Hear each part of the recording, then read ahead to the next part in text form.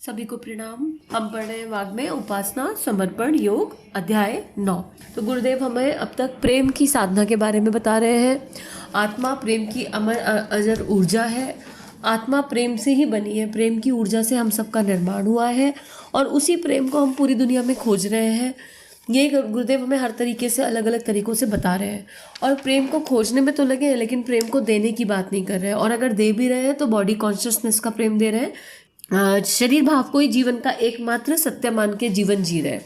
तो गुरुदेव ने अलग अलग तरीके से हमें बताया कि प्रेम जो है चैतन्य आत्मा का सर्वोत्तम गुण है और जिसके अंदर ये प्रेम की एक बूंद भी आ गई उसको फिर कोई कमी नहीं हो सकती जीवन में किसी प्रकार की। तो आइए प्रार्थना करते हैं कि जो भी हमें अब तक सीखा, जो भी हमें पढ़ाया गया अब तक, वो हम अपने अभ्यास में ले आए। क्योंकि ये बार बार गुरुदेव ने ये बात बताया कि अभ्यास की बात है। जितना मर्जी ज्ञान इकट्ठा कर लो, लेकिन जब तक अभ्यास के स्तर पर बात नहीं आएगी तब तक बात नहीं बनेगी। आगे पढ़ते हैं। अब नया हेडिंग गुरुदेव ले रहे हैं, वो है आत्मवत सर्वभूतेषु।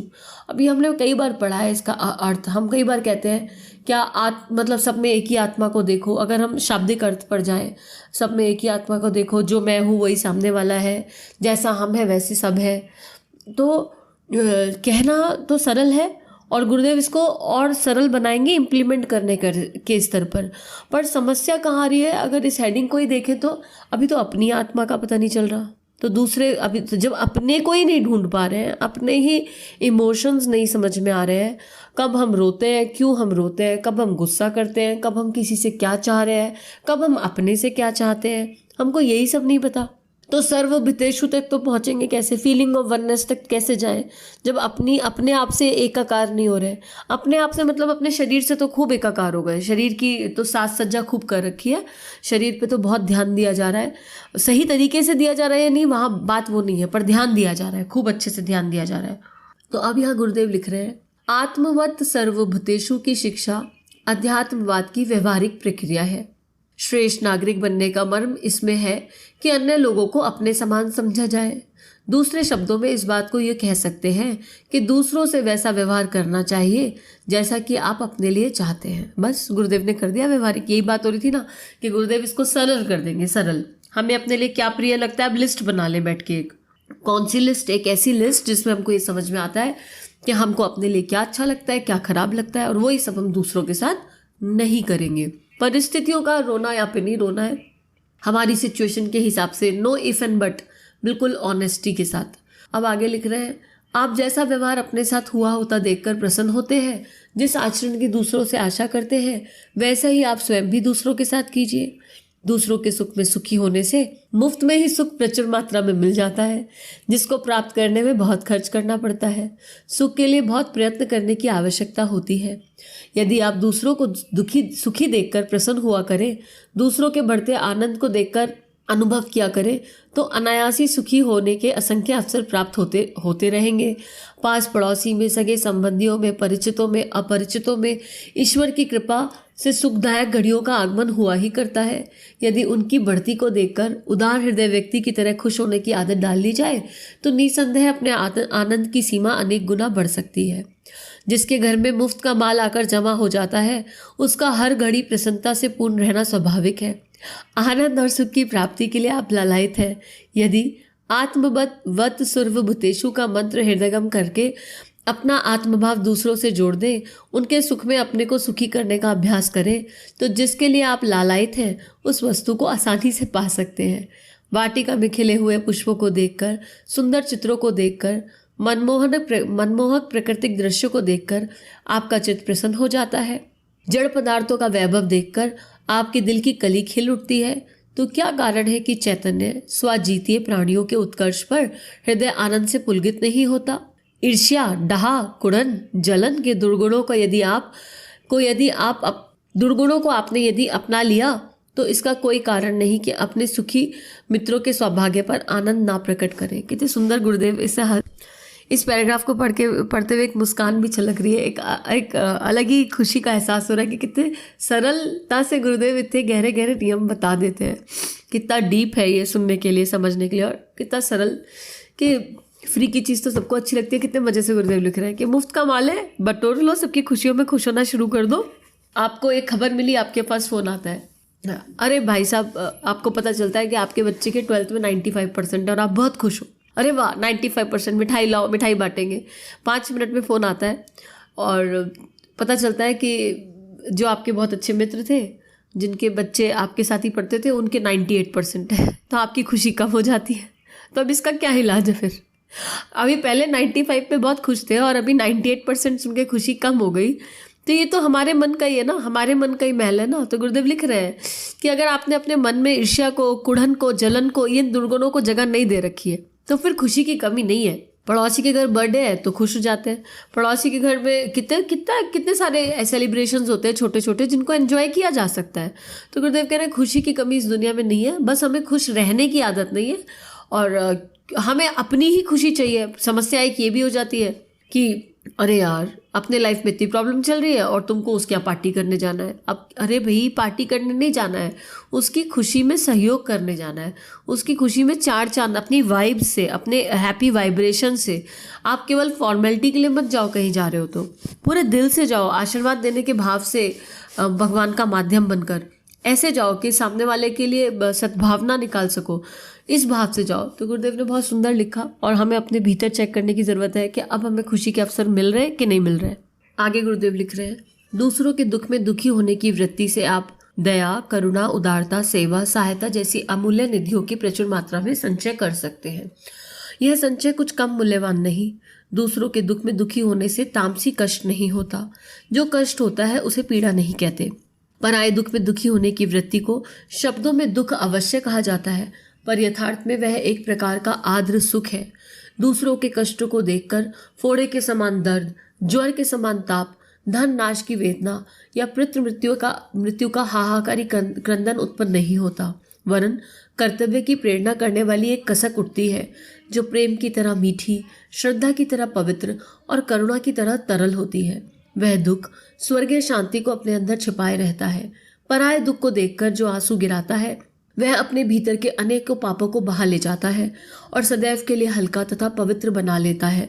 मतलब गुरुदेव से लिटरली हाथ जोड़कर एक बार पूरे दिल से प्रार्थना करते इस क्षण कि हे परम पूज्य, हे परम वंदनीय, हे गुरु तत्व, हे संपूर्ण ब्रह्मांड, आप ही जो हमें इतना दिव्यता का ज्ञान प्राप्त करा रहे हैं ना, इस ज्ञान को जीने की, इस ज्ञान को महसूस करने की, इस ज्ञान को अमल करने की शक्ति भी दीजिए। हम इसको समझ पाए सरलता के साथ, ऐसी पूरे दिल से प्रार्थना कीजिए। इतना गहरा पैराग्राफ है, आत्मा के निकट ले जाने वाला पैराग्राफ गुरुदेव ने लिखा। पहले गुरुदेव ने कहा दुनिया में सुख की कमी नहीं है, लेकिन हमारे भीतर जो ईर्ष्या रहती है वो हमें सुखी होने नहीं देती। अगर आपके किसी फ्रेंड ने नई प्रॉपर्टी खरीद ली तो आपको उससे खुशी नहीं हो रही क्योंकि आप प्रॉपर्टी नहीं खरीद पा रहे हो। तो ऐसी सोच को तो हमें खुद ही बदलना पड़ेगा ना, काम तो खुद पर ही करना है। अब दूसरी बात गुरुदेव कह रहे हैं कि दूसरे के दुख में दुखी होने की जो वृत्ति होती है वो आत्मा के मूल गुण जो दिव्यता है उनको जगा देती है। हमारे भीतर कंपैशन का भाव, उदारता, सेवा, सहायता का भाव, कर्तव्य करने का भाव जागृत होने लगता है। अभी कोरोना काल में क्या हुआ, कितने सारे लोग कितने सारे लोगों के हृदय में ये भाव जागृत हुआ और इससे मिलता क्या है? इससे जो मिलता है ना वो आंतरिक सुख होता है, एक भीतर का सुख होता है। उनसे पूछिए, अब में से कितने लोग ऐसे हैं जिन्होंने कोरोना काल में एक दूसरे की मदद की होगी। उनसे अंतर मन से पूछिए उनको कि उनको कैसा अनुभव हुआ इसके साथ, क्योंकि ये अनुभव की यात्रा है। दूसरे का दुख देखकर टीका टिप्पणी मत कीजिए। मैंने ऐसे लोगों को भी देखा है और क्षमा प्रार्थना है कि नज़र चली जाती है, ये इस पे भी काम करना है कि नज़र जानी ही नहीं चाहिए। लेकिन ऐसे लोगों को भी देखा है कि जिनको दूसरे की दुख तकलीफ हुई तो उससे करुणा संवेदना तो छोड़ो, लेकिन कमेंट्री बॉक्स में से कमेंट्री आने लगी कि ये दुख आया है तो उसके पीछे ये कारण हो सकते हैं। कभी किसी के दुख के पीछे के कारण जानने की कोशिश मत कीजिए। अगर उसका कोई सहयोग कर सकते हैं तो कर दीजिए, जो भी आपके बस में, आपकी शक्तियों में है, आपकी क्षमता में है उस अनुसार।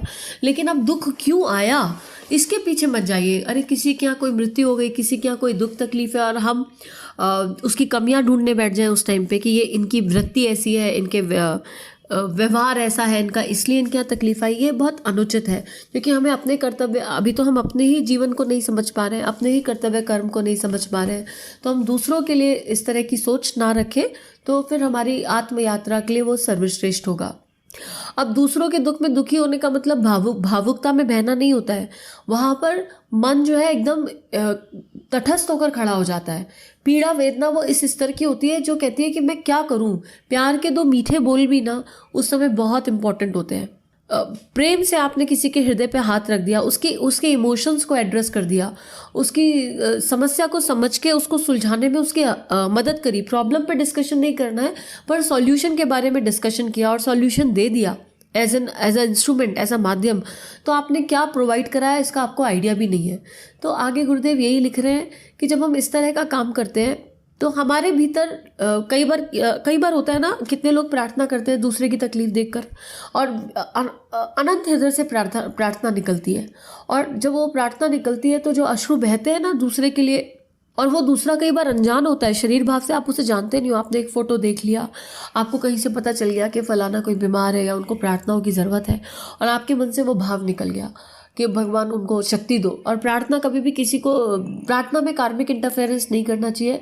कभी भी किसी के लिए प्रार्थना करें तो हमेशा उसकी शक्ति के लिए प्रार्थना करें कि भगवान जो भी परिस्थितियाँ इनके जीवन में है, जैसी भी है, उनको सहने की शक्ति इस आत्मा को दीजिए। कभी ये प्रार्थना नहीं करनी चाहिए कि इनको स्वस्थ कर दो, इनको ठीक कर दो, इनके साथ ऐसा कर दो। हमको नहीं पता किसी के लिए क्या उचित है और क्या अनुचित है। हम किसी के कार्मिक में इंटरफेयर ना करें। हम माध्यम बनाया गया है तो माध्यम बन के रहे और उनकी शक्ति के लिए प्रार्थना करें आत्म स्तर से। तो उसके बाद जो आंसू गिरते हैं, गुरुदेव इतनी गहरी बात लिख रहे हैं कि वो हमारे अनेकों पापों को बहा के ले जाते हैं। तो क्या हम उस संवेदना करुणा की तरफ एक कदम रखने के लिए तैयार हैं? हम अपने आप से पूछ लें, क्योंकि उसके लिए कोई पराया नहीं रह जाएगा। धीरे धीरे धीरे धीरे आत्मीयता का विस्तार होता चला जाएगा, और जहाँ पे भी कोई तकलीफ दिखेगी ना, वहाँ मन जो है सॉल्यूशन ढूंढने के लिए एकदम बेचैन हो जाएगा अंतःकरण। आगे लिख रहे गुरुदेव, पराये सुख में सुखी और पराये दुख में दुखी होने की वृत्तियाँ परम सात्विक एवं उच्च कोटि की है। इनका संचार जिनके अंदर होने लगता है उनको भीतर ही भीतर शांति और संतोष की आनंददायक सरिता बहती हुई दृष्टिगोचर होती है। अन्य सद्गुणों और उत्तम स्वभावों की खेती इस शीतल जल को प्राप्त करके फलने फूलने लगती है। अब ये सबसे अच्छी बात, कितनी प्यारी बात, ये एक तो अनुभव की बात है। जिसने अनुभव किया है ना, वो इस पैराग्राफ को, इस स्वाध्याय को अच्छे से समझ पा रहा होगा। और अगर अनुभव नहीं किया है तो दिल से प्रार्थना कीजिए कि अनुभव कर सके। अब जब एक अच्छाई आती है ना, तो उसके पीछे पीछे 100 अच्छाइयाँ और आती है। तो गुरुदेव लिख रहे हैं, जब ये अच्छाई आती है तो हमारे अंदर बहुत सारे श्रेष्ठ संस्कार छुपे हुए हैं, वो स्वतः जागृत होने लगते हैं, और हम केवल अपने हानि और लाभ से उतना प्रभावित नहीं होते। आगे गुरुदेव लिख रहे हैं, केवल अपने ही हानि लाभ से प्रभावित होने वाले, दूसरों की स्थिति में कुछ भी दिलचस्पी ना लेने वाले स्वार्थी लोग बहुत ही सीमित क्षेत्र में बंधे रहते हैं। वे ऐशो आराम या दुख दर्द की निकृष्ट कोटि का हर्ष विषाद अनुभव करते रहते हैं। सात्विक और उच्च आध्यात्मिक अनुभूतियाँ स्वार्थ में नहीं परमार्थ में मिलती हैं। जिनको पराये सुख दुख से दिलचस्पी है वे ही इस ऊंचे आनंद का अनुभव कर सकते हैं। तो यहाँ पैरामीटर भी लगा दिया गुरुदेव ने कि ये अनुभव किसको हो सकता है, क्योंकि कई बार ऐसी परिस्थिति आती है जो परिस्थिति एक के लिए सुखदायी और दूसरे के लिए दुखदायी हो सकती है।